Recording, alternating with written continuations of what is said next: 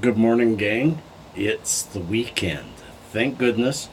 It's a quiet one. And you got Gord, your hurting hippie, and he's hurting this morning. He's hurting. I woke up in the middle of the night just, awful digestive issues for about 2 hours, and then I got back to sleep. And now I'm up, and they're still there. They're still there, and it's a high pain day in my mouth. I think next week, no matter what, I go and I get a couple of these teeth pulled to just bring the pain level down. Still got to save up for the big job, but that's going to take a year or two unless I do some kind of GoFundMe. So today's video, pitter patter, let's get at her. Derek Soul, hey, thanks for all the great comments. And you asked for this video, and I love talking about it. You asked why I started doing videos to help people. And I'll tell you, I gotta say the very beginning was not about helping people because I didn't know people needed help.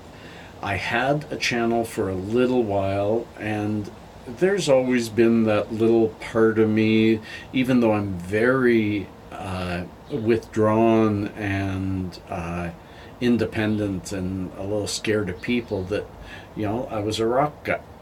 I was well, I can't call it a rock star, a rock musician, and I loved being on stage. And I used to speak at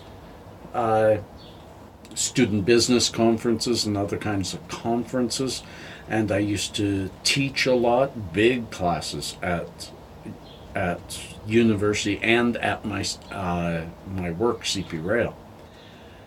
So I've always been in the public eye. I've been drawn to it because it's so hard for me, because I really don't like the public eye, but I love it. It's really one of those damned if you do, damned if you don't kind of things. And I could go on forever about that, but that doesn't answer your question. So I had started a YouTube channel.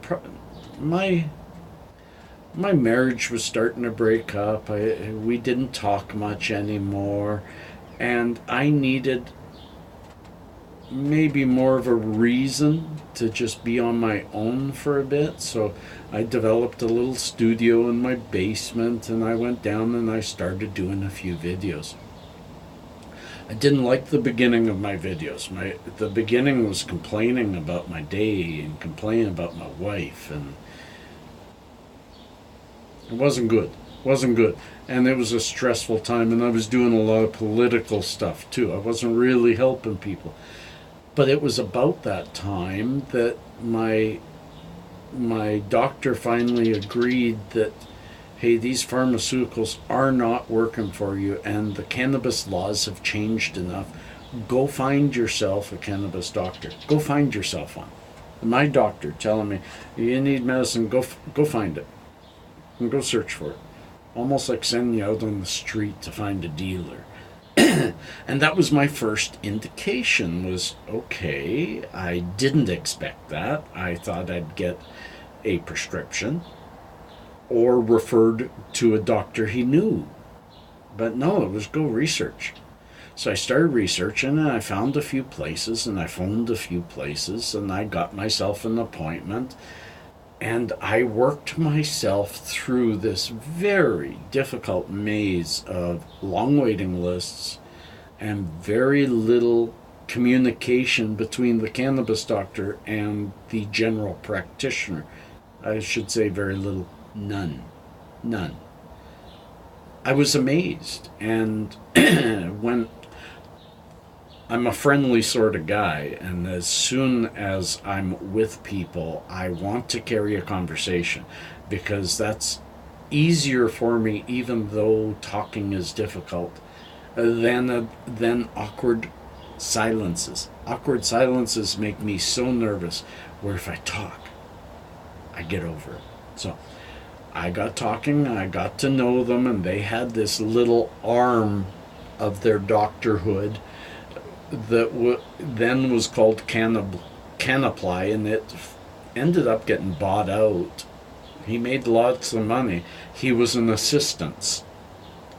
For a price, they would help people not only connect with the doctor and understand what the doctor just said, but they would have discussions with them as to how to take your medicine. And I asked him why he's doing that. I mean, most people know what to do with pot.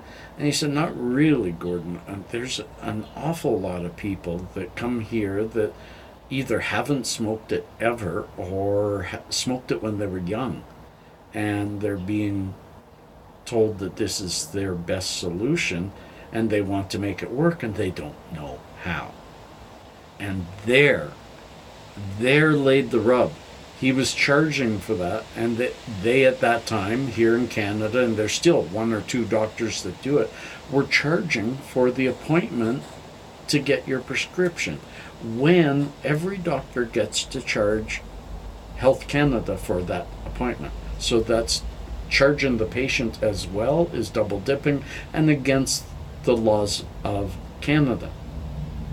So, but most people don't know that. Most people were getting taken by it. So I did a video on that, and wow, the response was great. So I did a few more, and the response became better. Then, as I started visiting doctors, because you had to go back every 3 months, I would find people just absolutely nervous and scared, and they don't have enough money for that kind of stuff. So I did more. And that's what brought me to here, is it felt so good when somebody would say, wow, Gord, I didn't know about that. You really helped me. I got through my doctor appointment, but now I have questions. Can I ask you? Well, of course, ask away. If I don't know the answer, I'll find the answer, or I will push you off to somebody who has the answer. And then I started digging in deeper, and it grew and grew all on its own very naturally to the point that it's at now, where I have almost 2,500 subscribers and almost 1,700 videos, and 90% of them are helping people. Yeah, once in a while I use this channel. It's my bully pulpit. Once in a while I use it to get a point across. You know, I had a real tough time with my service provider on my phone yesterday, and that there may be a video on that, and I won't say anything beyond, hey, stay tuned, there might be a video on TELUS, but I don't want to do it yet. I want to give them an opportunity. But this is very little a bully pulpit, and it's more, it just in the last maybe 6-8 months started developing more into an online group therapy. We all talk to each other, we all help each other, we feel for each other, we're getting to know each other, even in this weird cyber connected world. So, and it feels good. When I'm really feeling down, I can look back at my comments and I can find people telling me that I helped them through a bad day. Sorry, getting choked up. And it helps me through my many bad days, because I have a lot of them. You know, I really ask y'all to take a look at Wesley Crusher. Yeah, the guy from Star Trek. Take a look at some things he's written about depression. He wrote one that was very touched my soul, because he said, look at me. I'm middle-aged. I make good money. I do well. I'm busy all the time. I have a wonderful wife. I have 2 wonderful children. And yet I'm depressed. That shows depression isn't led by the circumstances around your life. It's the same thing with me. I'm dealing with it. I keep going up and down, and I'm on a down right now, and I need to dig back out. And you guys help me. You guys make it possible. So I'm just paying back to this wonderful community, and I love you all. Peace and cheers, friends. Love and harmony.